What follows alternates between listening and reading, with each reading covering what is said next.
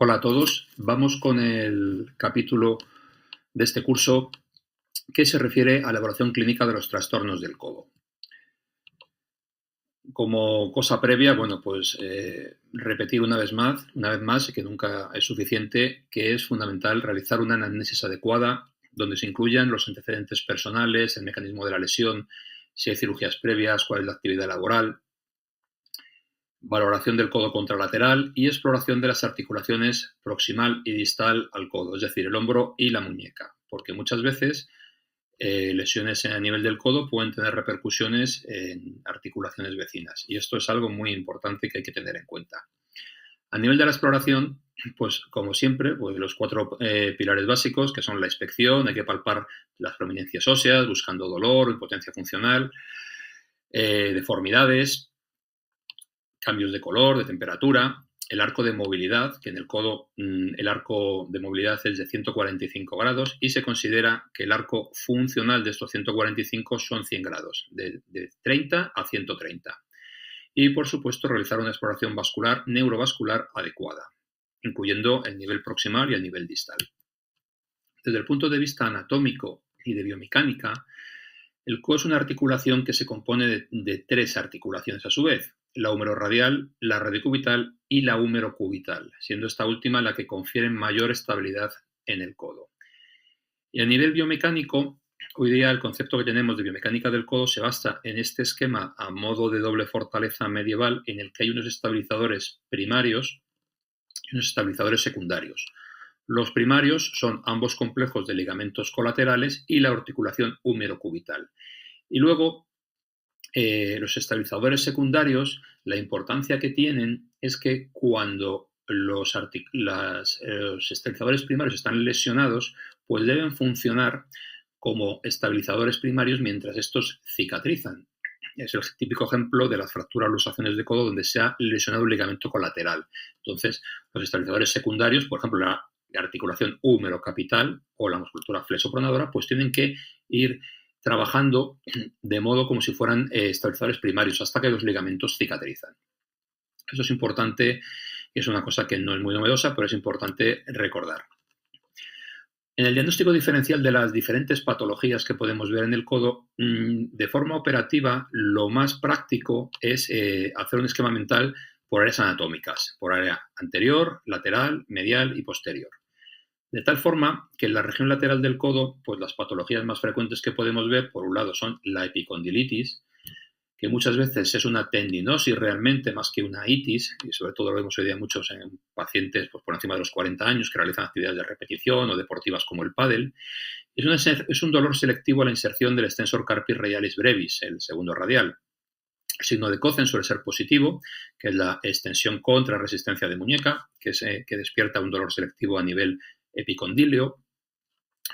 Pero no todos son epicondilitis. En la región lateral del codo siempre hay que hacer diagnósticos diferenciales, por ejemplo, con la neuropatía del nervio interóseo posterior,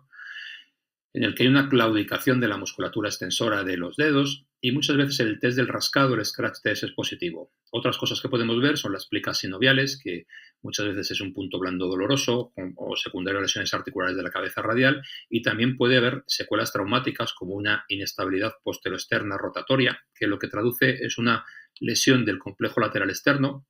que tiene varios fascículos. El más importante de ello es el fascículo posterior cubital, que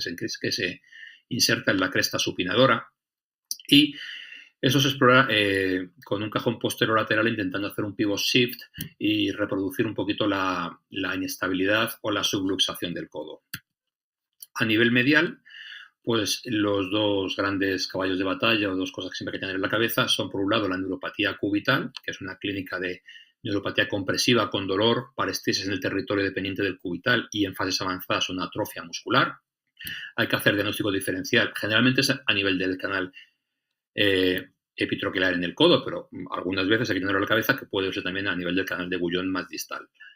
Y por otro lado también problemas tendinosos como es la epitrocleitis, el codo del golfista, que aquí lo que se sufre es un dolor a la inserción en la musculatura flexopronadora. A nivel de la región medial podemos ver una estabilidad rotatoria posteromedial,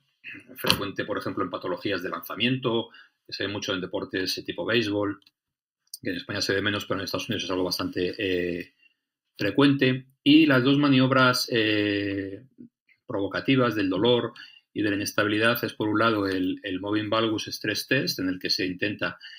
como veis en la imagen, pues realizar un estrés en valgo forzado provocando dolor e inestabilidad, o el Milking Test del ordeñado, en el que el propio paciente se provoca dolor en la zona afecta, haciéndose una tracción como si fuera un ordeñado del propio pulgar.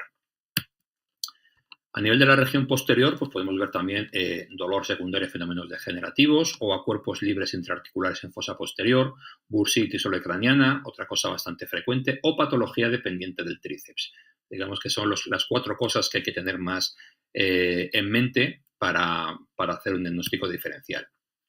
Y a nivel de la región anterior del codo, pues también puede haber fenómenos degenerativos que provoquen dolor, patología dependiente del tendón del bíceps, recordar el test del gancho, el hook test, que nos valora la competencia a nivel distal del tendón del bíceps, pueden ser lesiones o crónicas y es importante tenerlo en cuenta. Y otra cosa fundamental son las patologías por compresión, neuropatías compresivas del nervio mediano, porque no todo son neuropatías compresivas a nivel del túnel del carpo. El nervio mediano se puede comprimir a otros niveles y, bueno, pues es frecuente en una consulta de mano y codo ver pacientes que se han operado el túnel carpiano con persistencia de síntomas, y es que realmente el nervio estaba comprimido a nivel más proximal. A nivel más proximal, las neuropatías alrededor del codo que tenemos que tener en mente del nervio mediano pues son la compresión a nivel del acertus fibroso,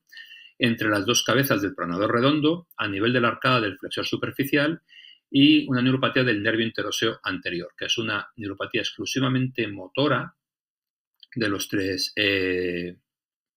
músculos afectados por el interóseo anterior, que se inervan selectivamente por él, que son el flexor profundo del segundo dedo, el flexor pollicis longus y el pronador cuadrado.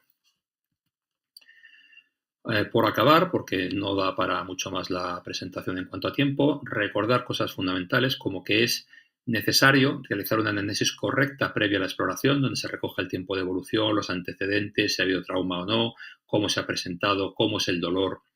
conocimiento básico de la anatomía y de la biomecánica del codo, conocer de forma esquemática las posibles patologías en las distintas áreas anatómicas para hacer un diagnóstico diferencial a priori adecuado, conocer las maniobras exploratorias básicas en el codo, explorar el codo contralateral a modo comparativo, siempre hacer una exploración neurovascular adecuada que incluya segmentos proximales y distales al codo, y